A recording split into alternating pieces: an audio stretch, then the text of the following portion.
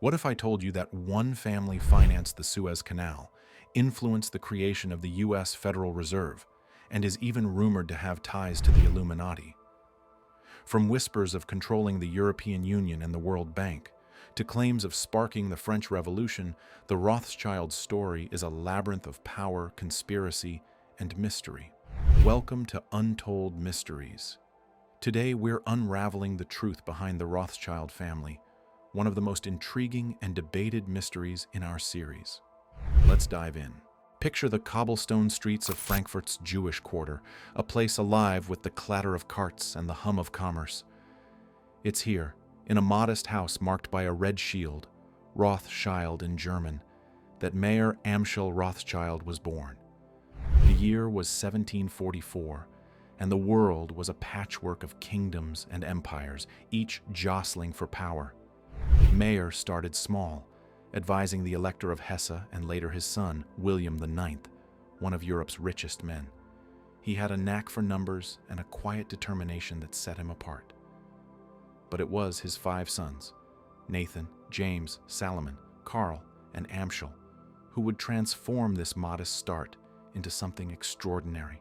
They fanned out across Europe, setting up banking houses in London, Paris, Vienna, Naples, and Frankfurt, weaving a financial web that stretched from the foggy docks of the Thames to the sunlit boulevards of Paris.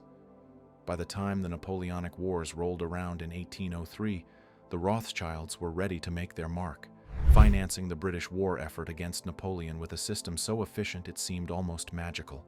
Money moved across borders faster than armies could march. It all started with a spark of ambition in that Frankfurt house, where Meyer taught his sons the art of discretion and the power of opportunity.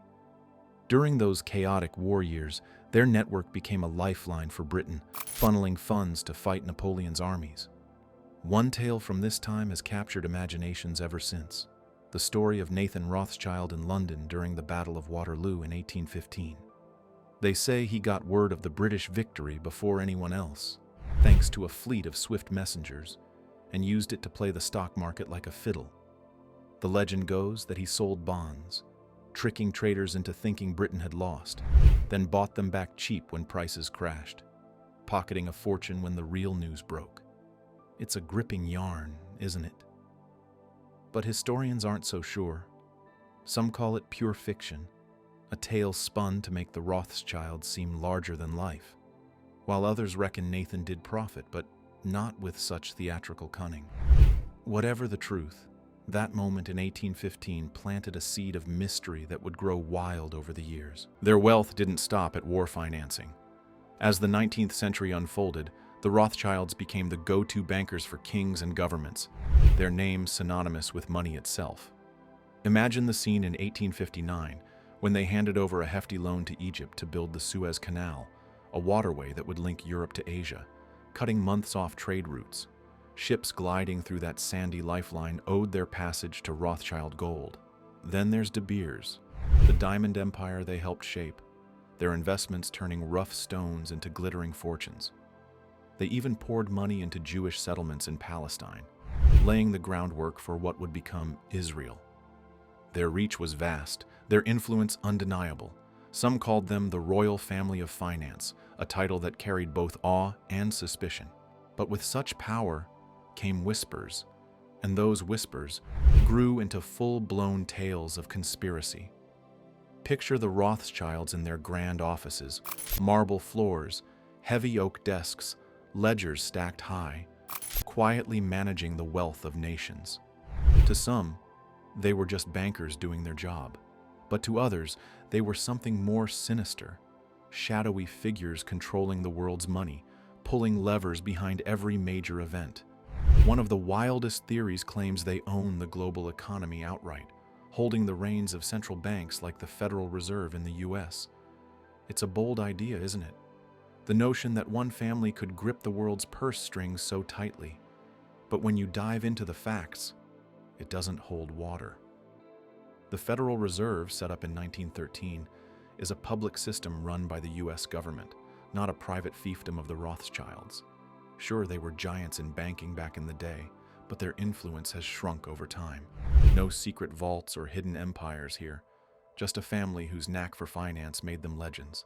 Then there's the idea that they orchestrated history itself, the French Revolution, the Napoleonic Wars, all to line their pockets. Imagine the chaos of 1789 Paris, mobs in the streets, guillotines gleaming, a nation tearing itself apart. Could a fledgling banking family in Frankfurt have sparked that fire? Historians say no. The Rothschilds were still building their business then, not yet the titans they'd become. They did profit from financing wars later on. That's true enough. But that's what bankers did in those days, lending to whoever could pay.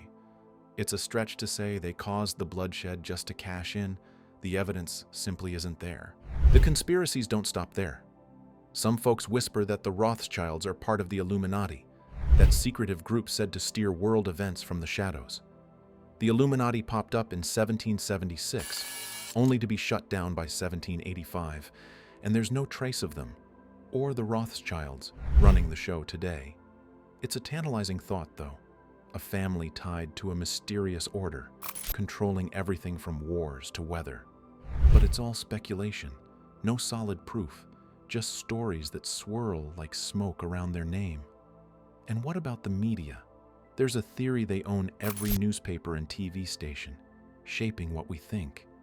Imagine their boardrooms buzzing with plans to control the headlines. But again, the facts don't back it up. They've had investments here and there, sure, but no grand media empire. Then there's the claim they created the European Union or the World Bank. Picture the post-World War II world, leaders scrambling to rebuild. Did the Rothschilds mastermind it all? Hardly. The EU came from men like Jean Monnet, dreaming of peace, not from a Rothschild blueprint. The World Bank was a UN effort, led by the US, not a family scheme. These theories paint a picture of a family with godlike power, but the reality is more grounded. They were players in a big game, not the ones writing the rules. Now here's where the story takes an unexpected turn, away from shadowy plots to something more tangible. During World War II, the Rothschilds faced a real loss, not of power, but of beauty. Picture their grand homes, Château de Ferrières in France, Waddesdon Manor in England, filled with art that rivaled any museum, Vermeer's delicate brushstrokes, Rembrandt's golden light, treasures collected over generations. When the Nazis swept through Europe, they didn't just target people. They looted art, and the Rothschilds, being Jewish, were prime targets. Their estates were ransacked, paintings ripped from walls, and sculptures hauled away. Some pieces were recovered after the war, but others, like certain Vermeer works, vanished into the chaos. In 2018, a painting by Gustave Courbet, Femme nue couchée, stolen from them decades ago, turned up in a French museum and was returned. A small victory. But many treasures are still out there, hidden in private collections or lost forever. A mystery not of conspiracy, but of stolen history. This missing art became a quiet obsession for some in the family and for art historians alike. Imagine The Concert by Vermeer, its figures frozen mid-melody, last seen in a German salt mine in 1945. Where is it now? No one knows. The Rothschilds have spent years tracking these lost pieces, piecing together clues from wartime records, hoping to reclaim what was taken. It's a different kind of enigma, one grounded in the real pain of loss, not the wild tales of world domination. Unlike the conspiracies, this mystery has weight, a trail of evidence that leads somewhere, even if the end remains out of sight. The Rothschilds' story isn't all about missing paintings or grand conspiracies, though. Their lives had their share of drama. Legal squabbles over inheritance, like after certain deaths, were messy but not mysterious. There was a kidnapping attempt in 1978 on Baroness Marie-Helene de Rothschild, but the culprits were caught. No lingering secrets there. A plane crash in 1997 took a family member's life, but it was pinned on mechanical failure, not foul play. These moments, while dramatic, don't fuel the same kind of intrigue as the bigger myths. Yet the myths persist, don't they? The Rothschilds blended into Britain's elite. Lionel became the first Jewish MP, and his son Nathan, the first Baron Rothschild in 1885. They married into aristocracy, earned titles, but that only fanned the flames of suspicion. Their wealth and Jewish heritage made them targets, especially for anti-Semitic tales that painted them as part of a global plot. It's a sad thread in their story. How success bred resentment. How their achievements were twisted into something sinister. Why do these ideas stick? Maybe it's human nature, the urge to explain the world's chaos by pointing to a hidden hand, especially one tied to a family so visibly powerful. So, where does that leave us? The Rothschilds built an empire from a Frankfurt house, shaped economies, and left a mark on history that's hard to ignore. The conspiracies, controlling banks, sparking wars, running secret societies, sound thrilling, but they crumble under scrutiny. Their real story is impressive enough, financing the Suez Canal, boosting De Beers, aiding Jewish settlers. And then there's that haunting mystery of the missing art, a reminder of loss amid their triumphs. What's the truth here? Were they just bankers who got lucky? Or did they wield a power we'll never fully grasp? The answer, for now, lies somewhere in the shadows of history, waiting for us to decide. The Rothschilds' tale leaves us with more questions than answers. Are the conspiracies wild fiction? Or is there a kernel of truth buried deep? Either way, it's a story that reminds us how much of our past is still a puzzle. How many secrets linger just out of reach? What do you think? Myth or reality? Let me know in the comments below. Now, on to the next story.